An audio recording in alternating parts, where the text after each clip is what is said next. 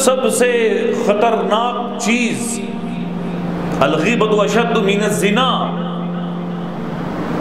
حدیث میں آتا ہے کہ غیبت وہ زنا سے زیادہ سخت، غیبت وہ زنا سے زیادہ خطرناک۔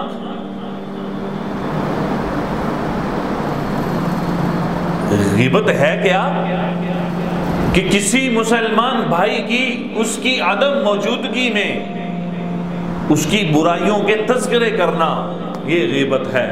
لہذا ایک صحابی کہنے لگے کہ یا رسول اللہ، اگر وہ عیب، وہ برائی اس میں موجود ہو تو فرمایا جبھی تو غیبت ہے، اگر وہ اس کے اندر موجود نہیں ہے پھر تو وہ بہتان ہے، اور بہتان کی سزا اور بہتان کا عتاب وہ غیبت سے بھی بڑا۔ اگر اس کے اندر وہ برائی پائی جا رہی تھی اور یہ اس کی عدم موجودگی میں اس کی ان برائیوں کے تذکرے کر رہا ہے، اس کو غیبت کہا گیا ہے۔ کہ غیبت کرنا ایسے ہی ہے جیسا کہ اپنے مردار بھائی کا، اپنے مردار سگے بھائی کا گوشت کھانا، غیبت کرنا ایسے ہے۔ اس لیے ایک بات ذہن میں رکھیے گا کہ غیبت کا اثر ایک یہ بھی ہے کہ جس کی آپ غیبت کر رہے ہیں، خواہ اس کو یہ معلوم نہیں کہ اس کی آپ نے غیبت کی اور نہ اس کو پتا چلا، لیکن اس کا اثر یہ ہوتا ہے کہ غیبت کرنے والے کی نفرت جس کی غیبت کر رہا تھا اس کے دل میں خود بخود پیدا ہو جاتی ہے،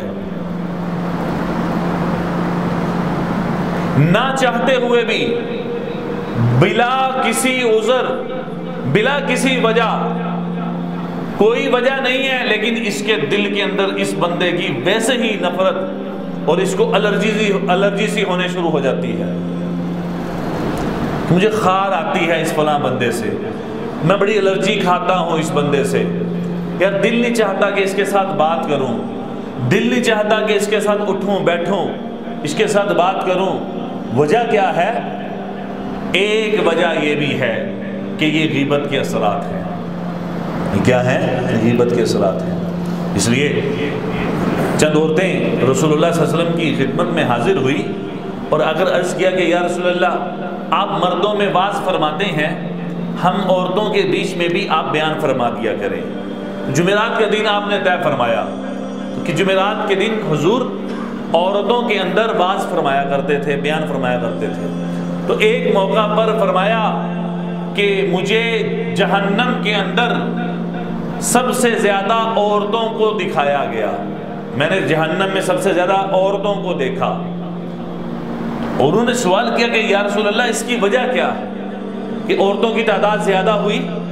تو حضور نے فرمایا ایک تو اپنے شوہروں کی نافرمانی اور دوسرا آپس کے اندر لان تان کرنا۔ ایک اپنے شوہروں کی نافرمانی اور دوسرا آپس میں لان تان کرنا، اس لیے کہ یہ زبان کے ساتھ ہی سب سے پہلے اپنے خامند کی اور شوہر کی نافرمانی ہوتی ہے، اور دوسرے نمبر پر زبان کے ذریعے ہی عورتیں ایک دوسرے کے اوپر لان تان کرتی رہتی ہیں۔